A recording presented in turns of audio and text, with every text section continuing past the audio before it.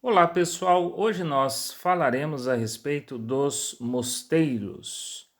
Veremos algumas informações a respeito dos mosteiros e dos monges. Número 1. A vida monástica surgiu no Oriente, por volta do século III.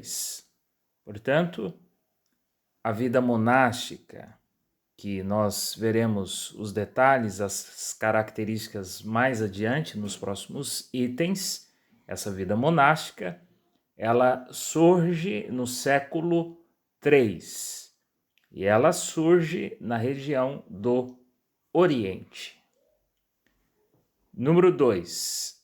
No Ocidente, admite-se que o monasticismo surgiu por volta de 529, época em que Bento de Núrcia, mais tarde São Bento, fundou um mosteiro em Monte Cassino. Então, após o surgimento da vida monástica no Oriente, no Ocidente também admite-se que o monasticismo, a vida monástica, ela vai surgir por volta do ano de 529. E ela surge numa época em que o Bento de Núrcia, mais tarde chamado de São Bento, ele funda um mosteiro e o local da fundação desse mosteiro é no Monte Cassino. Portanto, o surgimento da vida monástica ele ocorre no Ocidente.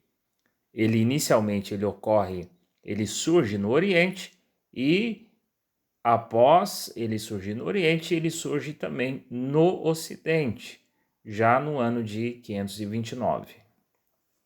Número 3. Entre 1050 e 1150, houve uma notável multiplicação de mosteiros. Então, é nesse período, entre o ano de 1050 e 1150, em que vai haver uma notável multiplicação de mosteiros.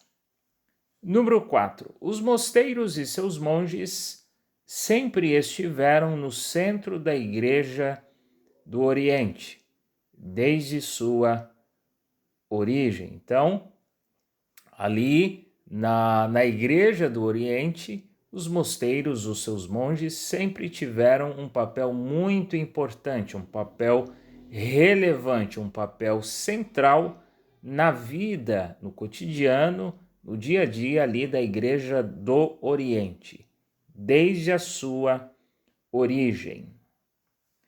Número 5. Os monges eram conhecidos por serem os promotores de espiritualidade, conselheiros populares e defensores da ortodoxia. Então, aqui nós vemos algumas das atribuições, das responsabilidades dos monges. Eles eram conhecidos por exercerem essas funções. O que? Promover a espiritualidade, dar conselhos populares e defender também a ortodoxia. Número 6.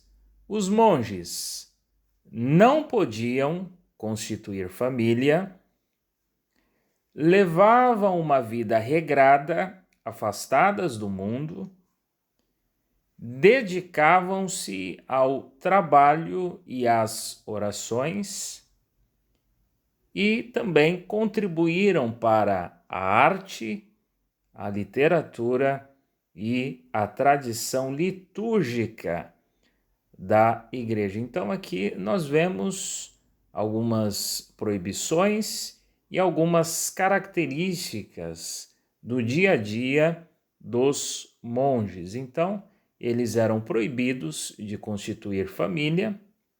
No seu dia a dia, eles tinham que levar uma vida muito regrada e também no seu dia a dia eles se dedicavam muito ao trabalho e às orações e também contribuíram de uma forma muito especial muito importante para a arte, a literatura e a tradição litúrgica da Igreja.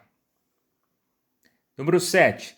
Quando os monges saíam dos mosteiros, eles aconselhavam e davam conforto espiritual para todas as pessoas, independentemente de sua posição social ou econômica. Em outras palavras, eles atendiam todas as pessoas, não havia uma discriminação, não havia uma restrição no atendimento.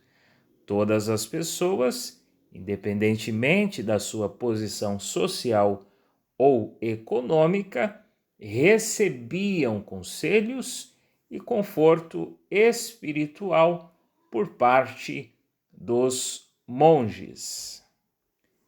Número 8. Durante o período iconoclasta, eles procuraram defender o culto às imagens e por isso foram perseguidos. Esse período iconoclasta foi o período em que houve uma rejeição das imagens religiosas. Mas os monges, eles defendiam o culto às imagens. Então, como nesse período houve uma rejeição do culto às imagens, os monges, como eles defendiam, eles passaram a ser muito perseguidos. Número 9. De maneira geral, os mosteiros tinham várias instalações utilizadas não apenas para funções religiosas, mas como asilos, abrigos, hospitais e local de hospedagem para idosos, órfãos, pobres e outros que precisassem de auxílio. Então, um mosteiro ele era constituído por várias instalações. E essas instalações não eram apenas destinadas a funções religiosas, mas também ali tinham asilos, abrigos, hospitais e também locais de hospedagem para idosos, órfãos, pobres e para quem precisasse de um auxílio. Número 10. Em muitos mosteiros levava-se uma vida de pobreza, oração, trabalho e estudo. Então, ali nessas instalações, nos mosteiros, não tinha muita vaidade, não era um local onde havia muita riqueza, mas era um local humilde, levava-se uma vida de pobreza e também era conhecido por ser um local de muita oração, muito trabalho e muito estudo. Número 11. Os monásticos estudavam textos religiosos. Alguns deles reproduziam os evangelhos, outros reproduziam textos escritos por gregos e romanos. Esses que reproduziam tais textos eram os monges copistas. Depois, muitos desses trabalhos eram ilustrados e encadernados. Então, os monges, eles estudavam textos religiosos, eles reproduziam os evangelhos, outros monges reproduziam textos escritos por gregos e romanos, eles eram denominados de monges copistas, e esses trabalhos depois eram ilustrados e encadernados.